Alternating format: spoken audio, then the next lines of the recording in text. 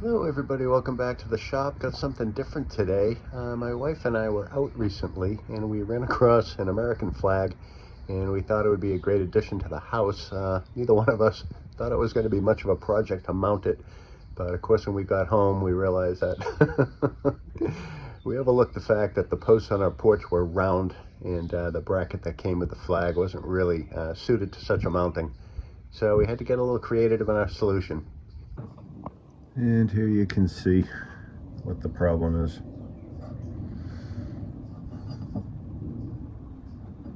I don't really have a way to plow a semicircle into a block of wood, so I decided this was the best solution for me. Just a simple cradle with 4 sets of fillets to match the diameter of the post, or more or less match it, so that when this is screwed onto the post it won't have a tendency to rock. And of course it has to provide a big enough face to mount the actual bracket on. So I made it out of white oak. White oak is supposed to be pretty weather resistant, and I didn't have a hole saw that was the right size. You can see that's the diameter and this is the closest I had.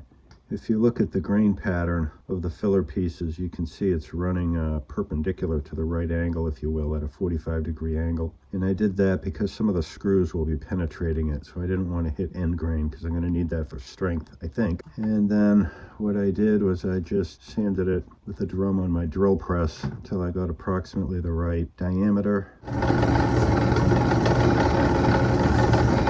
And that seems to be pretty well completed.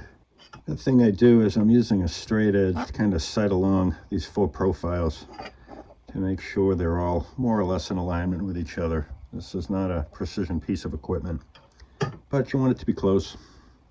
And it's going to sit something like so. Now what I'm going to do is I think I'm going to shave the edges off this to make it a little thinner. This is kind of a big chunk on the post.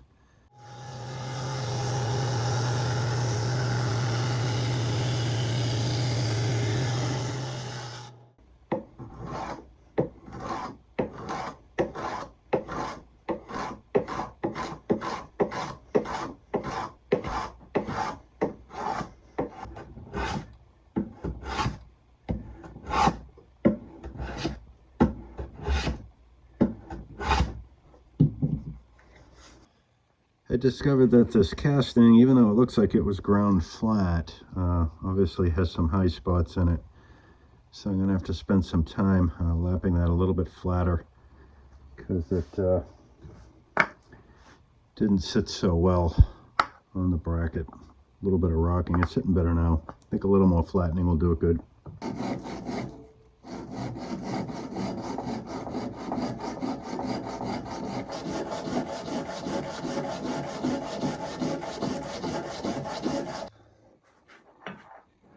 Okay, if I line the bracket up with the screws I intend to use, you can kind of see there, it looks like if I'm careful, these screws will stay in the oak.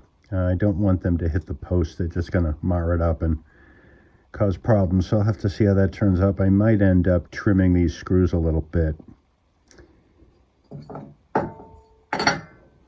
On the bottom screw, that's just going to go through and that will go into the post, and I think there'll be a little bit of meat there to help grab it to the post. And then on the top side I'm going to countersink a screw, thinking something like that, to add a little bit more strength to this overall bracket. You want the bracket very well attached to the post, of course. Okay, I have this mounted and it's looking pretty good. The 2 upper screws don't make it all the way through the oak, so I'm relieved on that. I got washers on them, help spread the load. And I decided to use a bugle head stainless steel screw.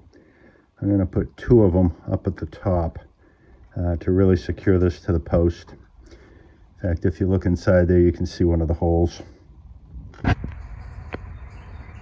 And I ended up painting it white, and there it is, mounted.